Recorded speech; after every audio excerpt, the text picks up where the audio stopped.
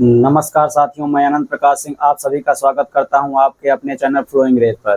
साथियों, आज हम बात करने वाले हैं डीसी मोटर के स्पीड कंट्रोल के बारे में। हमने अभी तक डीसी मोटर का क्लासिफिकेशन पढ़ लिया और उनका पावर इक्वेशन क्या होता है ये पढ़ लिया। अब जो डीसी मोटर का हमने क्लासिफिकेशन पढ़ा था, यानी कि डीसी शंट मोटर जो पढ़ा है, डीसी सीरीज मोटर जो पढ़ा है, अब हम इनके स्पीड कंट्रोल के बारे में बात करेंगे, मतलब कि इनकी गति को कैसे नियंत्रण किया जाता है। तो आइए चलते हैं, देखते हैं इनके जो स्पीड को नियंत्रित करने की या गति को नियंत्रित करने की विधियां हैं कौन कौन सी होती हैं, उनके बारे में बात करते हैं।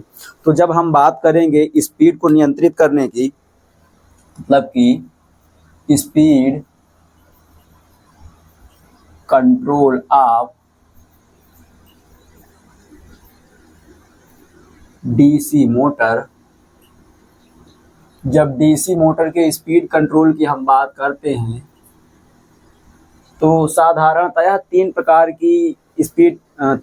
की व्यवस्था हम करते हैं जिससे हम डीसी मोटर की स्पीड को कंट्रोल कर सकते हैं। अब अगर यहाँ पर हम बात करेंगे कि वो तीन प्रकार की व्यवस्था कौन कौन सी होती है, तो आइए उसको देखते हैं। यहाँ लिखेंगे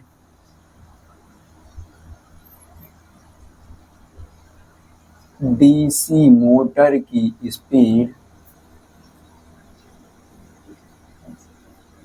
तीन विधियों द्वारा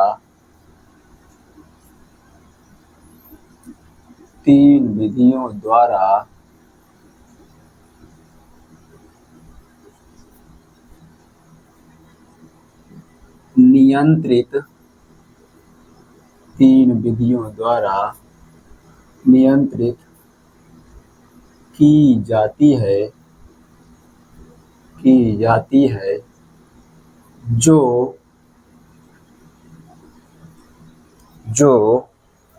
इस प्रकार हैं।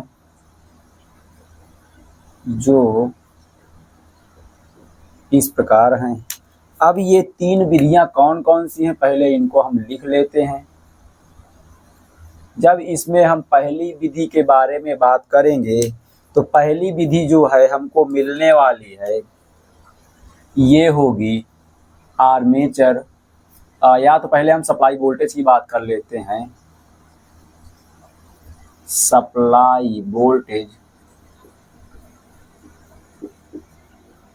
कंट्रोल मेथड, मतलब कि ये वो विधि होती है जिसमें हम जो मोटर को सप्लाई वोल्टेज देते हैं उस सप्लाई वोल्टेज को कंट्रोल करते हैं, तो जो हमारी मोटर है उसकी स्पीड कंट्रोल हो जाती है। दूसरे की हम बात करेंगे तो दूसरा हमको क्या मिलेगा, दूसरा मिलेगा आर्मेचर रेजिस्टेंस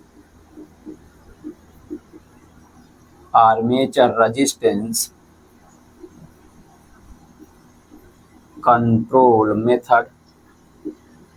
इसमें जो हमारा आर्मेचर रेजिस्टेंस होता है, आर्मेचर रेजिस्टेंस के सीरीज में आर्मेचर के साथ एक रेजिस्टेंस लगाया जाता है जो कि परिवर्ती प्रतिरोध होता है। उस परिवर्ती प्रतिरोध के द्वारा मोटर के आर्मेचर के क्रॉस जो हमको वोल्टेज मिल रहा होता है उसको कम या ज़्यादा करके, इन जनरल अगर हम बात करेंगे तो कम ही कर पाएंगे, मतलब कम करके मोटर की जो स्पीड होती है उसको कंट्रोल कर लेते हैं। अब जब आगे और लास्ट की बात करेंगे तो ये हमको मिल जाएगा field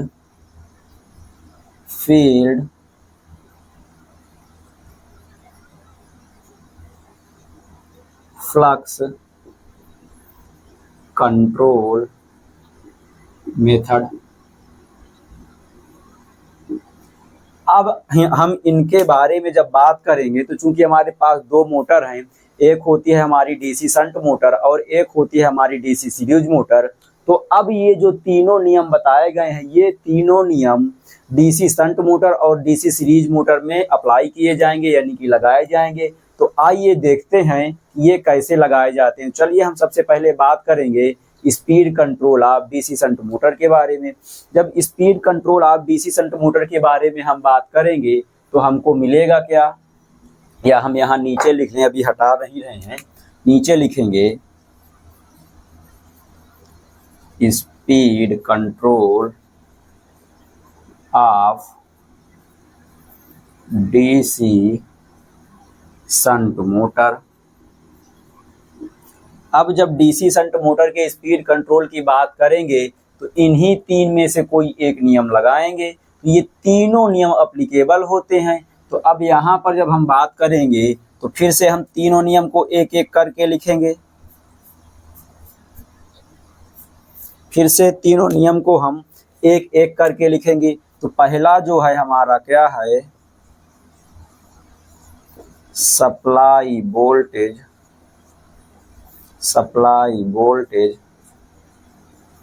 control method.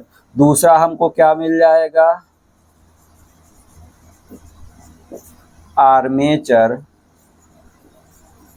Resistance control method. तीसरा हमको क्या मिल जाएगा, फील्ड फ्लक्स कंट्रोल मेथड। अब इसमें हम एक एक के बारे में बात करेंगे। तो आइए देखते हैं। सबसे पहले इसके बारे में हम बात करेंगे, तो चलिए इसकी हेडिंग करते हैं और इसके लिए सर्किट डायग्राम बनाते हैं। उसके पश्चात हम बात करते हैं। हम इसको हटा रहे हैं। अब जब यहाँ पर हम बात करेंगे कि डीसी मोटर का यानी कि डीसी शंट मोटर का जो स्पीड कंट्रोल किया जाता है सप्लाई वोल्टेज से, वो कैसे किया जाता है, तो उसके लिए हम सर्किट डायग्राम बनाएंगे और सर्किट डायग्राम बना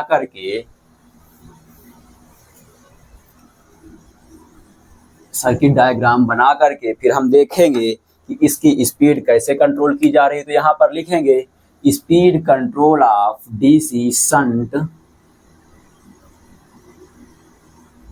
मोटर बाई सप्लाई वोल्टेज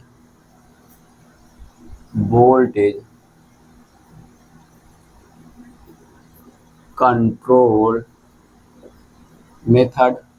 यानी कि सप्लाई वोल्टेज को कंट्रोल करके हम डीसी शंट मोटर की स्पीड को कैसे कंट्रोल कर सकते हैं। अब यहाँ जब हम डीसी शंट मोटर की स्पीड कंट्रोल करने की बात करेंगे तो सबसे पहले सर्किट डायग्राम हम देखते हैं। सर्किट डायग्राम हमारा कैसे बनेगा, अगर हम डीसी शंट मोटर की बात करेंगे तो जो हमारा सर्किट डायग्राम बनता है कुछ इस प्रकार से बनता है, जिसके पैरेलल में यानी कि आर्मेचर के पैरेलल में हमारा शंट फील्ड वाइंडिंग लगा होता है, जिसमें शंट करंट जाता है। आर्मेचर में आर्मेचर करंट जाती है और इधर से लोड करंट आती है जो कि सप्लाई साइड से आती है, जो कि V यहाँ पर सप्लाई वोल्टेज है।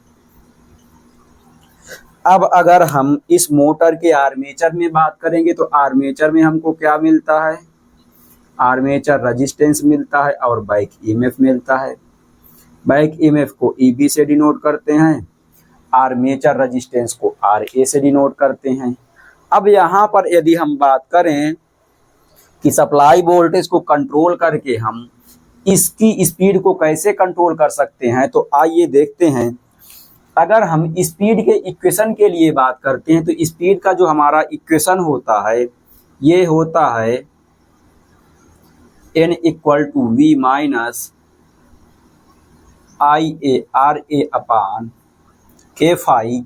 चूंकि ये K कांस्टेंट है, इस K कांस्टेंट को हटाएंगे तो हमको मिलेगा क्या, n directly proportional V minus IA divide by flux.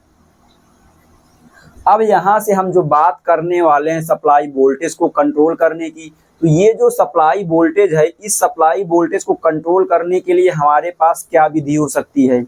या तो हमारे पास ये विधि होगी कि हम यहाँ जहाँ से सप्लाई दे रहे हैं यहाँ कुछ ऐसी व्यवस्था कर दें जिससे हमारा सप्लाई वोल्टेज वैरी हो सके, उसको वैरी करवा के, या फिर हम ये व्यवस्था कर सकते हैं कि यहाँ पर हम कुछ व्यवस्था कर लें या रेजिस्टेंस लगा लें जिससे ये जो वोल्टेज दे रहे हैं इसके क्रॉस जो वोल्टेज लग रहा है, जब यहाँ पर हम मान लीजिए परिवर्ती प्रतिरोध लगा रहे हैं तो ये परिवर्ती प्रतिरोध जो होगा इसको हम बदलेंगे, और जब हम इसको बदलेंगे तो अब हमारा जो आर्मेचर के अक्रॉस वोल्टेज मिलने वाला है ये वोल्टेज बदल जाएगा। और जब ये वोल्टेज बदल जाएगा तो यहाँ से हम देखेंगे, यानी कि अगर यहाँ पर हम प्रतिरोध को बढ़ा दिए, जैसे हम यहाँ पर बात करें, यहाँ पर हम प्रतिरोध अगर लगाते हैं परिवर्ती प्रतिरोध कुछ इस प्रकार से, ये हमारा परिवर्ती प्रतिरोध है, ये इसको हम कह दे रहे हैं ये R लगा हुआ है। अब अगर हम इस परिवर्ती प्रतिरोध का मान बढ़ाएंगे तो ये जो सप्लाई वोल्टेज इसके क्रॉस मिल रहा है इसका मान कम हो जाएगा, इसके क्रॉस मिलने वाले वोल्टेज का मान। और जब इसके क्रॉस मिलने वाले वोल्टेज का मान कम हो जाएगा तो जब ये वोल्टेज का मान कम हुआ तो अब होगा क्या, चूंकि अगर हम वोल्टेज के हिसाब से बात करेंगे तो जो स्पीड होती है, अगर हम बाकी जो हमारे पास वैल्यू है इसके रिस्पेक्ट में अगर बात करेंगे, जब हम वोल्टेज के लिए केवल बात करेंगे तो ये हमारा कांस्टेंट हो जाएगा और ये भी कांस्टेंट हो जाएगा। मतलब कि यहाँ से अगर हम देखेंगे तो स्पीड डायरेक्टली प्रोपोर्शनल V हो जाएगा। और अब यहाँ पर जब हमारा सप्लाई वोल्टेज मोटर के अक्रॉस कम हो रहा है तो स्पीड भी कम हो रही है। लेकिन अगर हम सप्लाई वोल्टेज को बढ़ा देंगे तो हमारी स्पीड भी बढ़ जाएगी। लेकिन इस विधि में हमारे पास एक ड्रॉबैक ये होता है कि हमने ये जो रेजिस्टेंस लगाया है परिवर्ती प्रतिरोध, चूंकि ये जो लोड करंट होती है बहुत हैवी करंट होती है, तो जब इस प्रतिरोध से होकर के बहती है तो इसमें बहुत ज़्यादा पावर लॉस होता है, जिसके कारण से हमको नुकसान उठाना पड़ता है तथा ये सराउंडिंग जहाँ पर लगा होता है उस सराउंडिंग को हीट करने लगता है, यानी कि गर्म करने लगता है। साथ साथ पावर लॉस जो होता है वो पावर लॉस हमारे किसी काम का नहीं रह जाता है, इसके कारण से भी हमको नुकसान होने लगता है। और अगली बात करें तो इस मेथड के द्वारा हमको बेस स्पीड से कम की स्पीड मिलती है। बेस स्पीड से कम की स्पीड मिलने का मतलब क्या होता है कि जिस समय हमने मोटर को डिजाइन किया, हम मान रहे हैं कि ये 1500 आरपीएम में चलने के लिए डिजाइन की गई है। अब ये जो N है यहाँ पर हमारा ये 1500 आरपीएम रखा गया है। 1500 आरपीएम पर ये कब चलेगा, जब हम यहाँ सप्लाई वोल्टेज दे रहे हैं, मतलब कि ये प्रतिरोध हमारा नहीं होगा। लेकिन जब यहाँ पर बीच में हमारा ये प्रतिरोध R आ गया तो अब यहाँ से जो हम सप्लाई वोल्टेज दे रहे हैं, मान लीजिए हमने रेटेड सप्लाई वोल्टेज दिया, तो जब ये rated supply voltage current flow करवाएगा तो अब इस करंट के कारण यहाँ ड्रॉप हो जाएगा और इस वोल्टेज ड्रॉप के कारण जो आर्मेचर के अक्रॉस मिलने वाला वोल्टेज है वो कम हो जाएगा। और आर्मेचर के अक्रॉस मिलने वाला जब वोल्टेज कम हो जाएगा तो अब जो मिलने वाली स्पीड है हमारी वो कम हो जाएगी, क्योंकि स्पीड डायरेक्टली प्रोपोर्शनल वोल्टेज है। इसका मतलब अगर यहाँ से हम बात करें तो यहाँ से हमको जो स्पीड मिलने वाली है वो बेस स्पीड से कम की स्पीड मिलने वाली है, यानी कि हमने जो रेटेड स्पीड डिसाइड किया है उसी को बेस स्पीड कहा जाता है। तो बेस स्पीड से कम की स्पीड मिलेगी, मतलब यहाँ पर अगर हम बात करेंगे तो ये कंडीशन आपको मिलने वाली है। ये कंडीशन तो मैं आपको बताया था कि मतलब आप कम कर सकते हैं या ज़्यादा कर सकते हैं, दोनों चीज़ें हो सकती हैं। लेकिन वास्तव में अगर हम बात करेंगे तो हमको ये कंडीशन मिलने वाली है, यानी कि हमें जो स्पीड मिलेगी बेस स्पीड से कम की स्पीड मिलेगी, बिलो बेस स्पीड। यहाँ लिखेंगे बिलो बेस स्पीड। तो इस प्रकार से ये हमको पता चल गया कि अगर सप्लाई वोल्टेज कंट्रोल मेथड से हम मोटर की स्पीड को कंट्रोल करेंगे तो कैसे कंट्रोल कर पाएंगे। अब अगर हम इसके डेफिनीशन की बात करते हैं तो इसकी डेफिनीशन हमको क्या मिलेगी, इसमें हम लिखेंगे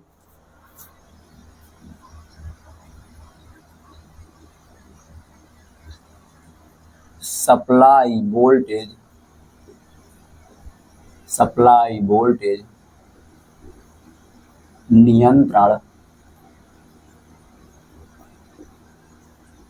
विधि द्वारा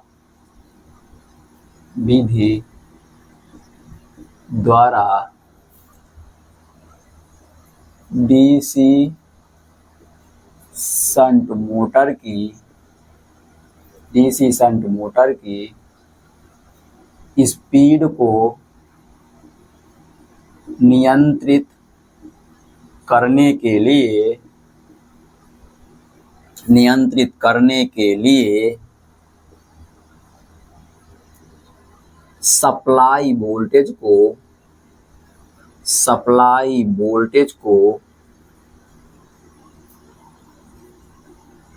किसी बाहरी व्यवस्था के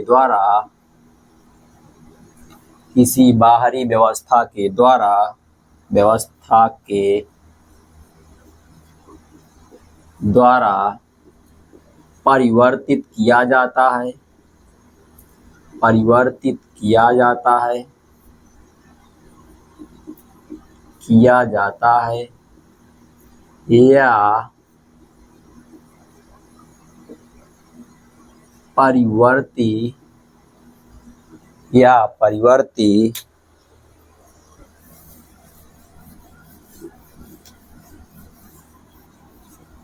या परिवर्ती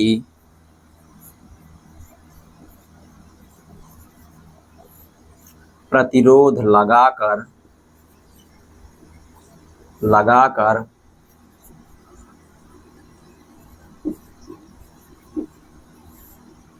आर्मेचर के सिरों पर मिलने वाला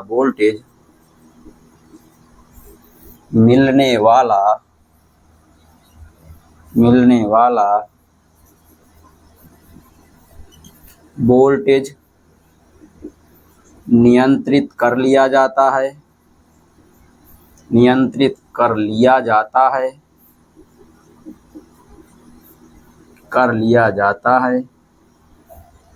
चूंकि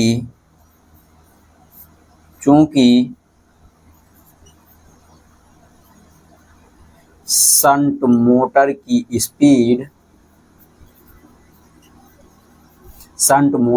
स्पीड सप्लाई वोल्टेज के समानुपाती होती है इसलिए जब सप्लाई वोल्टेज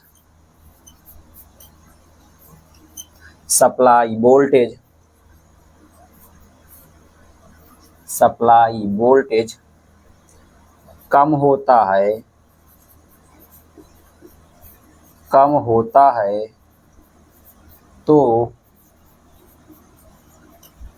मोटर की स्पीड भी कम हो जाती है। नीचे से लिखेंगे, इस विधि में सदैव बेस स्पीड के नीचे की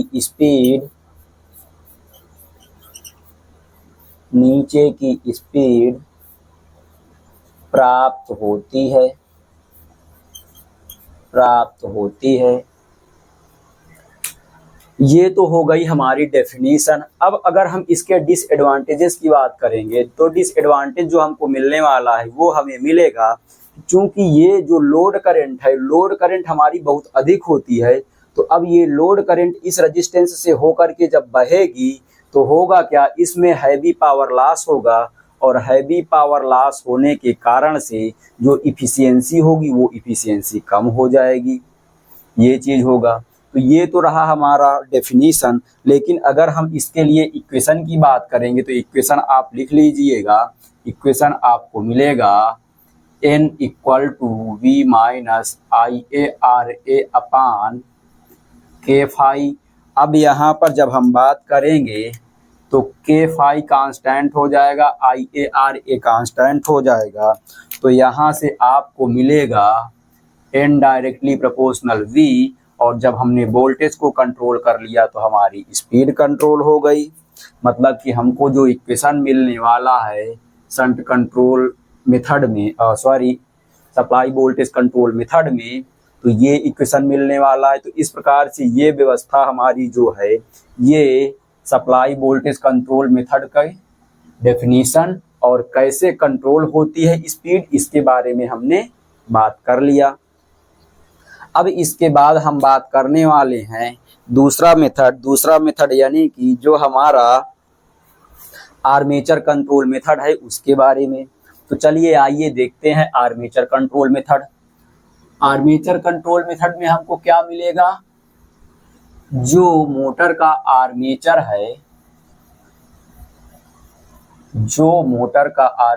है, आर्मेचर के अक्रॉस हम इसमें फिर से एक परिवर्ती प्रतिरोध लगाते हैं। अब जब मोटर के आर्मेचर के अक्रॉस परिवर्ती प्रतिरोध लगाएंगे तो होगा क्या, आर्मेचर के मोटर के अक्रॉस जो वोल्टेज आर्मेचर को जो वोल्टेज मिल रहा था वो वोल्टेज कम मिलेगा, यानी कि आर्मेचर को मिलने वाला वोल्टेज कम हो जाएगा। लेकिन यहाँ पर जब हम बात करेंगे तो हमारा जो शंट फील्ड है, शंट फील्ड को मिलने वाला जो वोल्टेज है वो कम नहीं होगा। इसका मतलब ये है कि फील्ड फ्लक्स यहाँ पर हमारा कांस्टेंट रहेगा।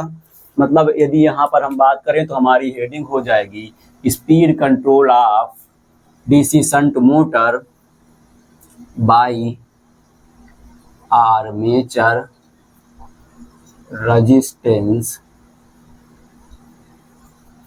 Control method. अब यहाँ पर जब हम बात करेंगे तो हमको मिलेगा क्या,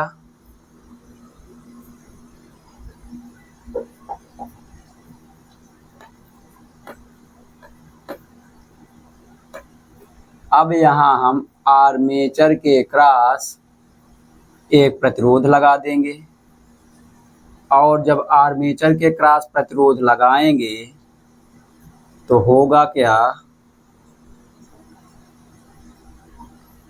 ये उल्टा बन गया, इसको जरा सही करिएगा। ये प्रतिरोध लगेगा आर्मेचर के साथ और इधर से हम इसको इस प्रकार से वेरिएबल टर्मिनल से जोड़ देंगे, जिससे हम इस टर्मिनल को वेरी करवा सकें। ये यहाँ से आएगा हमारा लोड करंट, यहाँ से आएगा आर्मेचर करंट, और यहाँ से आएगा शंट फील्ड करंट। अब पिछले में अगर हम देख रहे थे, जो हमारा ये वोल्टेज है इसको अगर हम कम कर रहे थे तो यही वोल्टेज स्पीड को कम कर दे रहा था, जिसके कारण से हम शंट फील्ड फ्लक्स को कम कर दे रहा था, जिसके कारण हमारी मोटर की इफिशियंसी जो थी बहुत खराब हो जा रही थी। लेकिन जब हम इस मेथड में बात करेंगे तो जो हमारा फील्ड फ्लक्स है ये रेटेड फ्लक्स मिलता रहेगा। क्यों?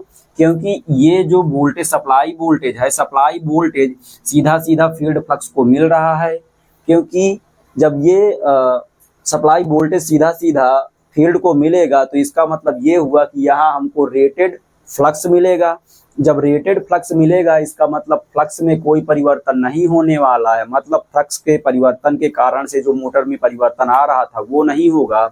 अब यहाँ परिवर्तन केवल और केवल आर्मेचर के क्रॉस आने वाला है। जब आर्मेचर के क्रॉस परिवर्तन आएगा तो चूंकि ये जो हम रेजिस्टेंस लगाए हैं ये हम इसको आर कह रहे हैं, तो अब यहाँ पर जब हम बात करने वाले हैं तो अगर हम यहाँ लिखेंगे speed directly proportional V minus I A R A upon phi, लेकिन ये जो R है आर्मेचर रेजिस्टेंस, इसके सीरीज में एक रेजिस्टेंस R लगा हुआ है, यानी कि RA के साथ एक सीरीज रेजिस्टेंस R लग जाएगा, जो कि इस प्रकार से R इसके साथ में जुड़ जाएगा। अब जब R इसके साथ में जुड़ गया तो ये कुछ इस प्रकार से हो जाएगा, ये चीज ये मिलेगा। अब इसका मतलब ये है कि यहाँ पर अगर हम बात करेंगे तो ये जो कांस्टेंट होने वाली वैल्यूज हैं हमारी, ये कांस्टेंट मिल जाएगा हमको, ये कांस्टेंट मिल जाएगा, लेकिन ये जो पूरी वैल्यू हमको मिलने वाली है ये बदलेगी। अब बदलेगी क्यों? यहाँ से जब लोड करंट आएगी, जैसे ही लोड बढ़ेगा तो करंट बढ़ेगी, और जब करंट का मान बढ़ेगा तो इधर इस प्रतिरोध में जो करंट आ रही है वो भी IA है, और ये जो RA प्रतिरोध है इसमें जो आ रही है करंट वो भी IA है। तो अब इस IA करंट के कारण से यहाँ भी वोल्टेज ड्रॉप होगा और यहाँ भी वोल्टेज ड्रॉप होगा। जब यहाँ भी वोल्टेज ड्रॉप हुआ और यहाँ भी वोल्टेज ड्रॉप हुआ तो अब यहाँ जब मोटर के बैक EMF की बात करेंगे तो बैक EMF कम हो जाएगा। क्यों? क्योंकि बैक EMF जो होता है मोटर का EB = V माइनस IARA होता है, और RA के साथ हमने R जोड़ दिया। अब जब ये प्रतिरोध बढ़ गया तो अब इसमें से IA करंट फ्लो होगी तो इसका मान बढ़ जाएगा, और जब इसका मान बढ़ेगा तो इसमें से घटाएंगे तो ये पूरी वैल्यू छोटी हो जाएगी। ये पूरी वैल्यू छोटी हुई मतलब कि बैक EMF का मान कम हो गया, और बैक EMF का मान कम हो गया तो अब मोटर की जो स्पीड होगी वो कम हो जाएगी, क्योंकि मोटर की जो स्पीड होती है N = EB/K∅ होता है। अब ये जो EB है यही चीज तो EB था हमारा। अब EB जब कम हो गया तो स्पीड कम हो जाएगी। अब यहाँ पर हमने बात किया था इसके बारे में, तो इसका मतलब ये है जब हमारा ये वैल्यू बढ़ेगा तो ये टोटल वैल्यू की यदि हम बात करें, इस टोटल वैल्यू की हम बात करें तो ये टोटल वैल्यू घटेगी, और जब ये टोटल वैल्यू घटेगी तो इसका मतलब ये हुआ कि हमारी जो मोटर है उसकी स्पीड भी कम हो जाएगी। आइए चलिए इसके डेफिनीशन के बारे में बात कर लेते हैं। इसके डेफिनीशन के बारे में जब हम बात करेंगे तो हमको क्या मिलने वाला है, इसमें लिखेंगे DC शंट मोटर में आर्मेचर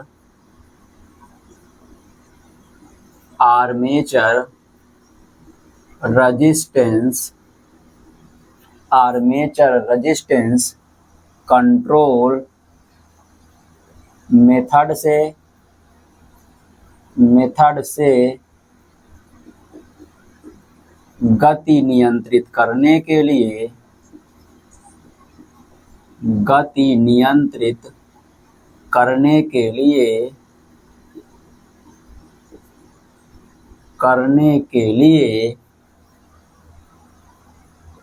आर्मेचर के श्रेणी क्रम में एक परिवर्ती प्रतिरोध R लगा दिया जाता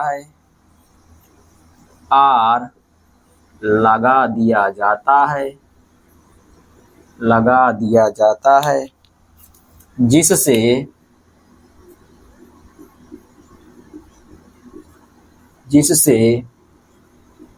आर्मेचर के सिरों पर वोल्टेज ड्रॉप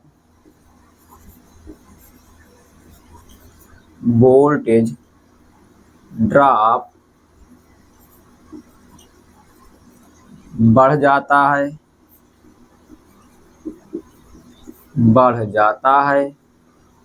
फलस्वरूप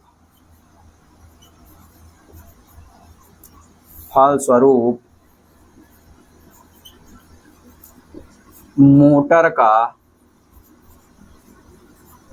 बैक EMF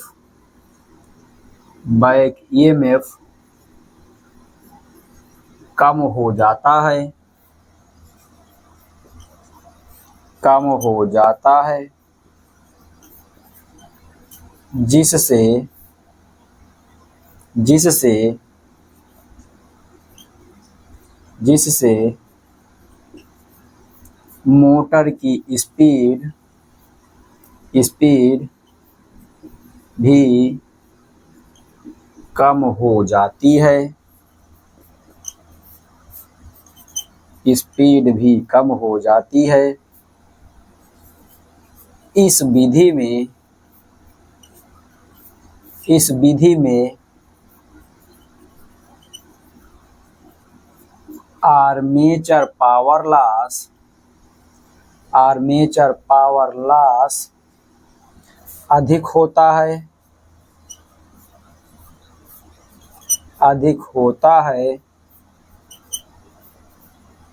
जिसके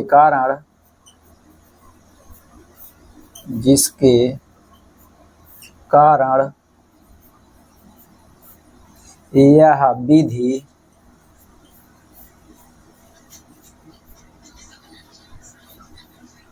मितव्ययी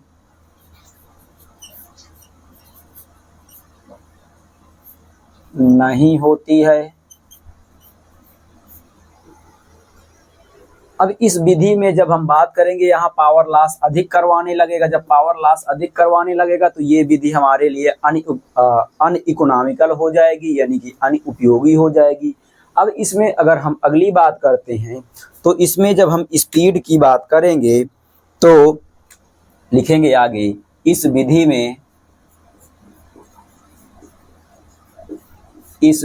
में मोटर की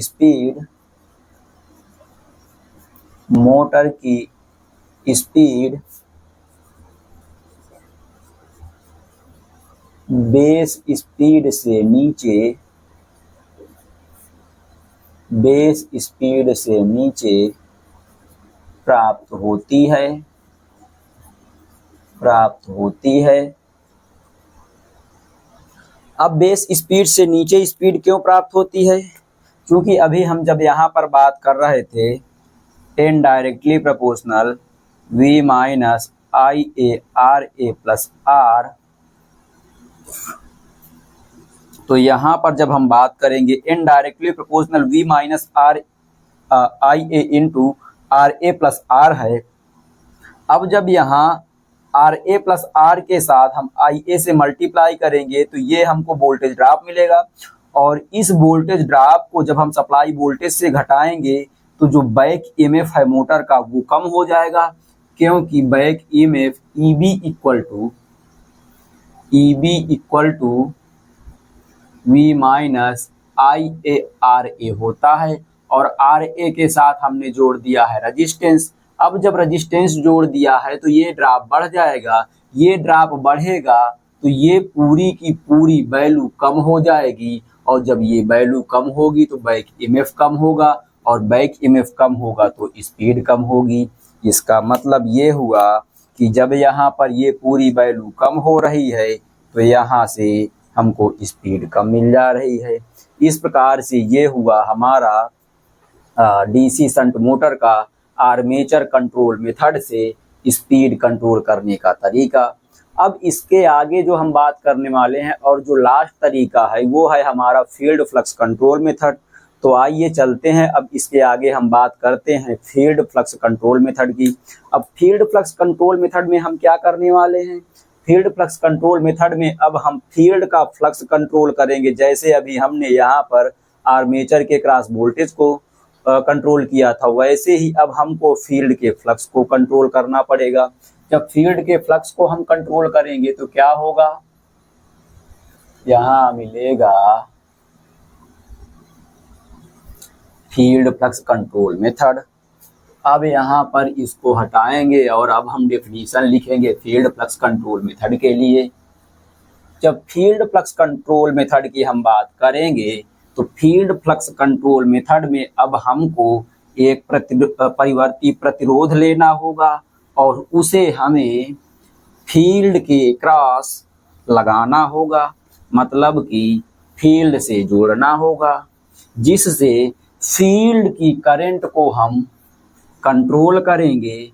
और जब फील्ड की करंट को हम कंट्रोल करेंगे तो हमको फ्लक्स कंट्रोल होता हुआ मिलेगा। और जब फ्लक्स कंट्रोल होता हुआ मिलेगा तो मोटर की स्पीड कंट्रोल होगी। तो हमारी अगली और लास्ट हेडिंग होगी speed control of DC shunt motor bye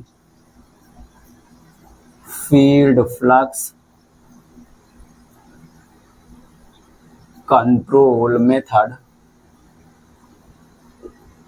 अब यहाँ पर जब हम बात करेंगे तो हमको मिलेगा क्या, जो हमारे पास इक्वेशन है indirectly proportional V minus I A R A upon phi. तो अब यहाँ ये कांस्टेंट, तो अब यहाँ पर हम जो मिलेगा रिलेशन स्पीड और फ्लक्स में, मतलब कि जो स्पीड है वो फ्लक्स के इन्वर्सली प्रोपोर्शनल मिलेगा। जब स्पीड यहाँ फ्लक्स के इन्वर्सली प्रोपोर्शनल मिलेगी तो अब यहाँ पर जब फ्लक्स हमारा कम होगा तो स्पीड बढ़ेगी। और ये फ्लक्स हमारा कम क्यों होगा और कैसे होगा, चूंकि हमको एक रिलेशन पता है फाई डायरेक्टली प्रोपोर्शनल आई होता है। और ये जो आई है, ये जो फ्लक्स है, ये किस आई से आ रहा है, फील्ड की करंट से, यानी कि फील्ड फ्लक्स, या हम इसी को फील्ड करंट, या हम इसी को कह सकते हैं ISH। मतलब कि जब हमारा फील्ड का करंट कम होगा तो हमारा फ्लक्स कम होगा। और जब फ्लक्स कम होगा तो स्पीड बढ़ जाएगी। इस प्रकार से यहाँ पर हमको फील्ड फ्लक्स कंट्रोल मेथड में जो स्पीड मिलेगी ये बेस स्पीड से अधिक स्पीड मिलेगी। मतलब कि हमने मोटर को जितने स्पीड में चलने के लिए डिजाइन किया है उससे अधिक स्पीड पर चलेगी। जो कि आपने एक्सपेरिमेंट में देखा भी है कि जब हमारी करंट स्टार्टिंग में जो थी फील्ड की करंट, उस करंट को जब हम कम कर रहे थे तो आपकी जो स्पीड मिल रही थी वो बढ़ती जा रही थी। अब यहाँ पर जब हम बात करेंगे तो हमको मिलेगा क्या, सर्किट डायग्राम में जब हम बात करेंगे तो हमको परिवर्तन मिलेगा। और ये अब सर्किट डायग्राम कुछ इस प्रकार से बनने वाला है। मतलब कि ये तो हो गया आपका आर्मेचर, यहाँ आ रही है आर्मेचर करंट IA, और यहाँ पर आने वाला है रेजिस्टेंस जो कि परिवर्ती रेजिस्टेंस है, जिसको हम कह दे रहे हैं R। अब इस रेजिस्टेंस के मान को हम कम ज्यादा करेंगे तो ये करंट हमारी कम ज्यादा होगी, और ये करंट कम ज्यादा होगी तो ये फील्ड कम ज्यादा होगा। इस प्रकार से अब इसमें हमारे पास केवल दो ही कंडीशन मिलेंगी, या तो हम इस करंट को रेटेड करंट के बराबर रखें या फिर रेटेड करंट से कम पर ले जाएं। रेटेड करंट के बराबर ये करंट हमको कब मिलेगी, जब हम इस टर्मिनल को उठा करके लाएंगे, यहाँ रेजिस्टेंस के स्टार्टिंग में लगा देंगे, यानी कि जीरो रेजिस्टेंस पर लगा देंगे, तो हमको जो करंट मिलेगी ये ISH, ये रेटेड करंट मिलेगी। लेकिन जैसे ही हम अपनी टर्मिनल को खिसका के प्रतिरोध बढ़ाएंगे तो अब प्रतिरोध बढ़ाने पर ये जो करंट होगी हमारी कम होगी, जो कि एक्सपेरिमेंट के दौरान आपको मिलता है। जैसे जैसे आप रियोस्टेट में बढ़ाते जाते हैं वैल्यू प्रतिरोध की, वैसे वैसे ये फील्ड करंट कम होती जाती है। और जैसे जैसे ये फील्ड करंट कम होती जाती है, इस रिलेशन के हिसाब से आपका फ्लक्स कम होता जाता है। और जैसे ही आपका फ्लक्स कम होता है तो इस रिलेशन के हिसाब से डीसी शंट मोटर की स्पीड बढ़ जाती है। तो आइए अब इसके डेफिनेशन की बात करते हैं। जब इसके डेफिनेशन में आएंगे तो लिखेंगे field flux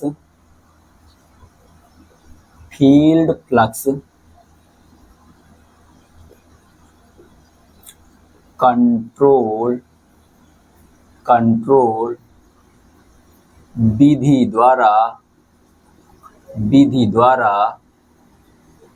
DC shunt motor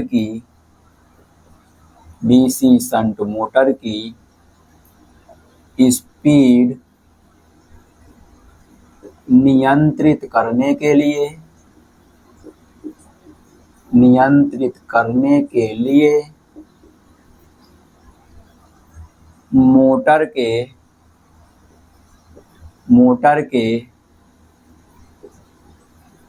field के साथ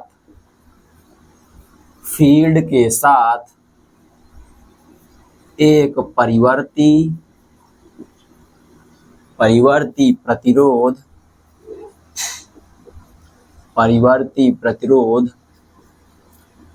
R लगा दिया जाता है और जब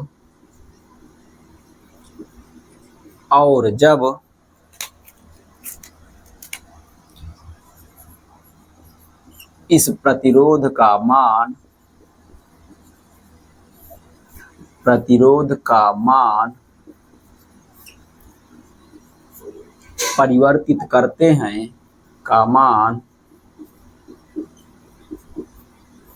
परिवर्तित करते हैं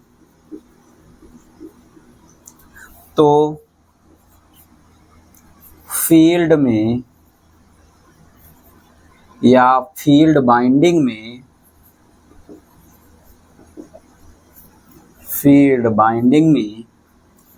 जाने वाली करंट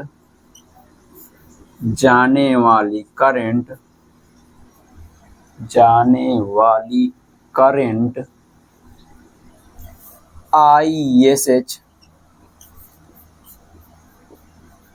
का मान परिवर्तित होता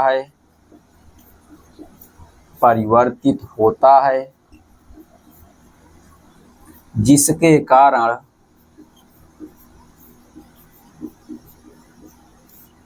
मोटर की स्पीड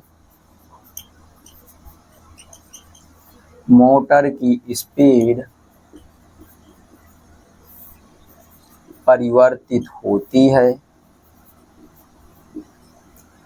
अब इसमें आगे लिखेंगे, चूंकि इस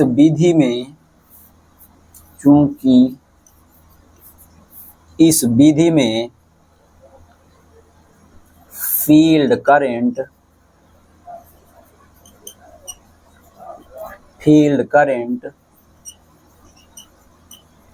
रेटेड करंट से कम मिलती है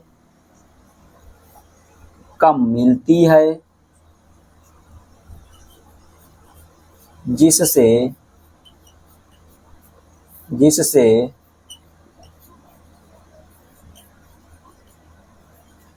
फील्ड फ्लक्स का मान कम हो जाता है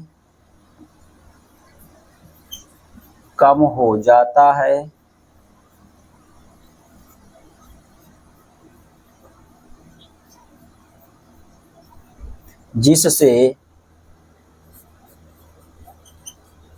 स्पीड के समीकरण के अनुसार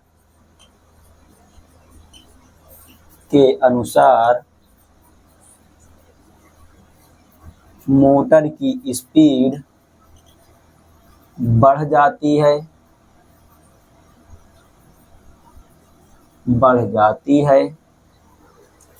अब इसमें आगे हम लिखेंगे, मोटर की स्पीड बढ़ जाती है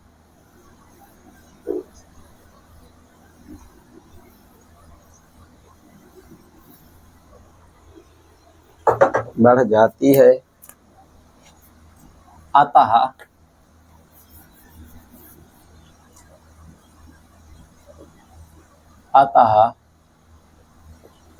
इस विधि द्वारा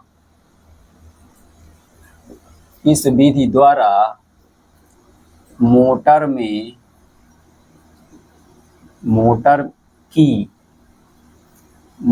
की बेस स्पीड से अधिक स्पीड प्राप्त होती है। ये हो गया आपका डीसी शंट मोटर का फील्ड फ्लक्स कंट्रोल मेथड से आपका कैसे स्पीड कंट्रोल किया जाता है। अब इसमें जब हम बात कर रहे थे कि इसका जब स्पीड कंट्रोल होता है तो करंट का मान हम लगातार बढ़ाते जाते हैं और जैसे जैसे हम लगातार करंट का मान घटाते जाते हैं, यानी कि फील्ड करंट का मान, और जैसे जैसे हम फील्ड करंट का मान घटाते हैं वैसे वैसे हमारा फील्ड फ्लक्स का मान घटता जाता है, और जैसे जैसे फील्ड फ्लक्स का मान घटता जाता है वैसे वैसे हमारी मोटर की जो स्पीड होती है वो बढ़ती जाती है। तो इस प्रकार से ये टॉपिक आपका डीसी शंट मोटर के स्पीड कंट्रोल का टॉपिक जो है ख़त्म हुआ। तो उम्मीद करता हूँ ये टॉपिक आपको अच्छे से समझ में आया होगा और अच्छा लगा होगा। यदि टॉपिक अच्छा लगा हो और समझ में आया हो तो दोस्तों के साथ शेयर करिएगा तथा चैनल को सब्सक्राइब करिएगा ताकि हमारे आने वाले अगले वीडियोज़ आप तक पहुँच सकें। धन्यवाद।